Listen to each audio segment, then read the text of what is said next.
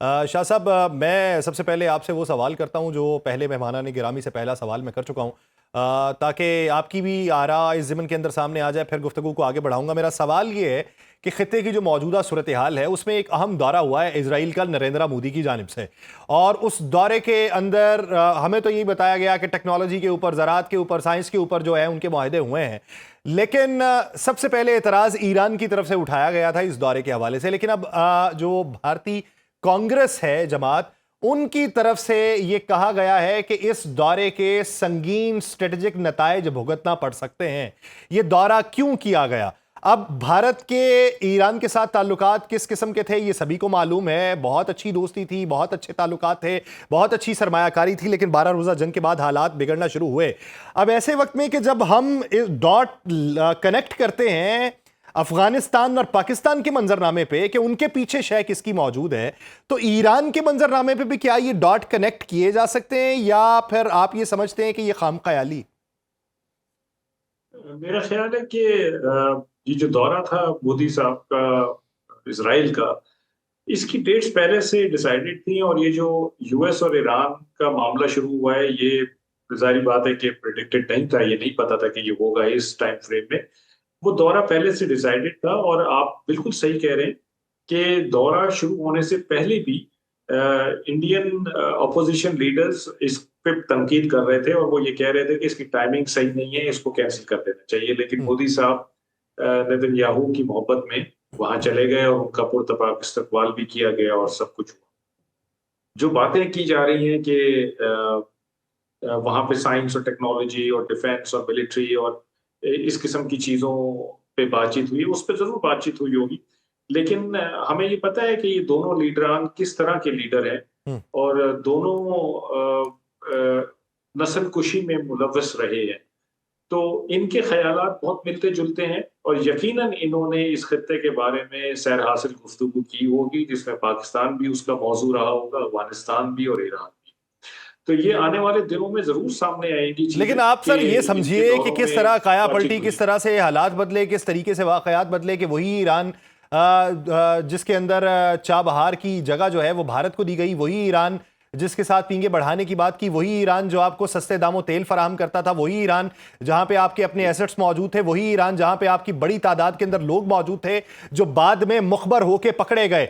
आज उसी ईरान के ऊपर हमला हुआ है। तो भारतीय मीडिया का जो मंजरनामा है, ये कुछ उसके जो क्लिप्स हैं वो हमारी स्क्रीन के ऊपर भी मुलाहिजा किए जा सकते हैं कि वहां पे इजराइल को मशवरे दिए जा रहे हैं कि किस तरीके से ईरान को खत्म किया जा सकता है, या किस तरीके से ईरान के ऊपर दबाव डाला जा सकता है। हमसाया है आपका, आपके स्ट्रेटेजिक इंटरेस्ट थे, अब ऐसी काया पलटी कि आपको नई टेक्नोलॉजी जो है वो मुहैया होने लगी है इजराइल की सूरत में, और पाकिस्तान के मुखालिफ ब्लॉक का हिस्सा बनने की आपको इस वक्त जसारत हो रही है। तो ऐसी सूरत में ये जो बदलती हुई रिवायात हैं, ये बदलती हुई पॉलिसी है भारत की, ये खित्ते के लिए किस हद तक खतरनाक है? देखिए, ये भारत का रवैया रहा है कि वो कहता तो रहा है कि जी मैं नॉन अलाइंड कंट्री हूं और मैं कभी किसी के झोली में नहीं जाके बैठता। लेकिन जिस वक्त वो ये कहता था, उस वक्त भी यूएसएसआर के साथ अलाइंड था।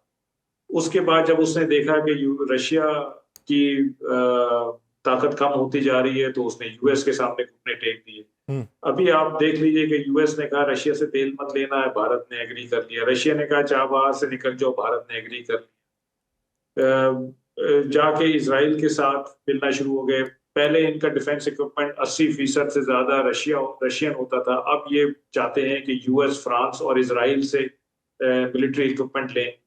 तो भारत, अगर आप देखें इसको ब्रॉडर कॉन्टेक्स्ट में देखें, तो ये एक आइडियोलॉजिकल वॉर है। हम्म। आप इसको पॉलिटिकली जो भी नाम दे दीजिए, लेकिन हम्म। ये एक आइडियोलॉजिकल वॉर है जो दुनिया में चल रही है, जो मजाहिब पे बेस्ड है, हम्म। जो अब फेथ पे बेस्ड है, हम्म। जो बिलीफ पे बेस्ड है। सही। और आप ये देखिए कि इसराइल अगर न्यूक्लियर वेपन बना लेता है तो किसी को कोई इतराज नहीं होता, हम्म। क्योंकि इसराइल एक काबिल एतबार मुल्क है। हम्म।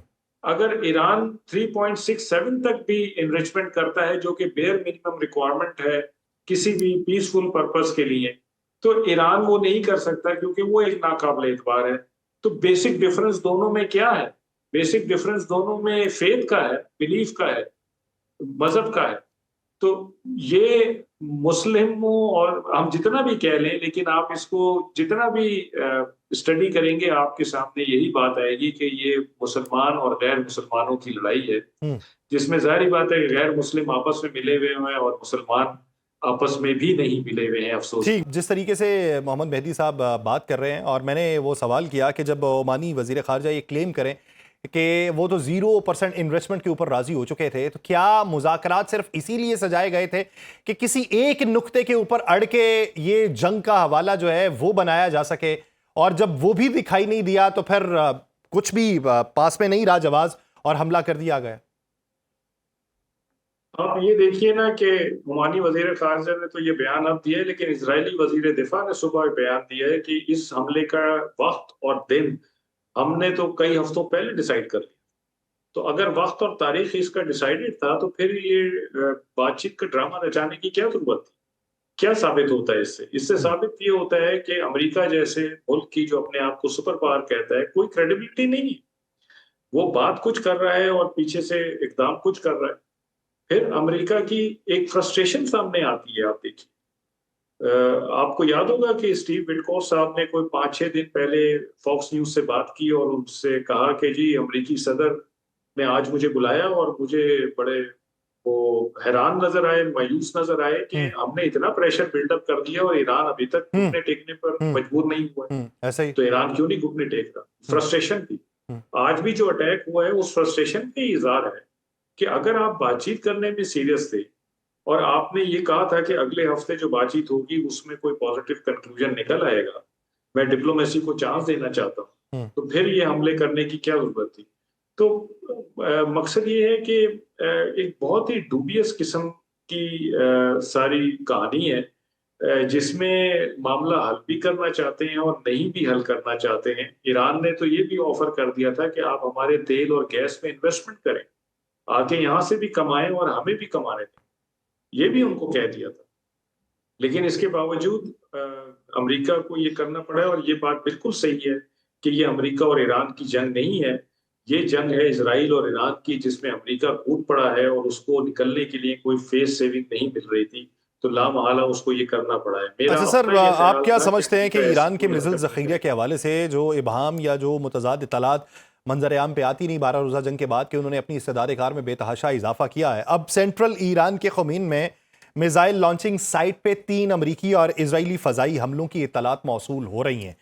क्या ईरान के पास इतना ज़ख़ीरा मौजूद है कि वो इस जंग को हफ्तों तक तूल दे सके? ये मुझसे सवाल? जी जी शाह साहब, आपसे ही सवाल। जी जी शाह साहब, ये आपसे ही सवाल कर रहा हूं मैं सर। सॉरी, जी मुझसे कर रहे जी जी। हैं। जी, मेरा ख्याल है कि ईरान के पास इतनी इस्तेदाद मौजूद है कि उसकी ये कैपेबिलिटी कंप्लीटली खत्म नहीं हो सकती है।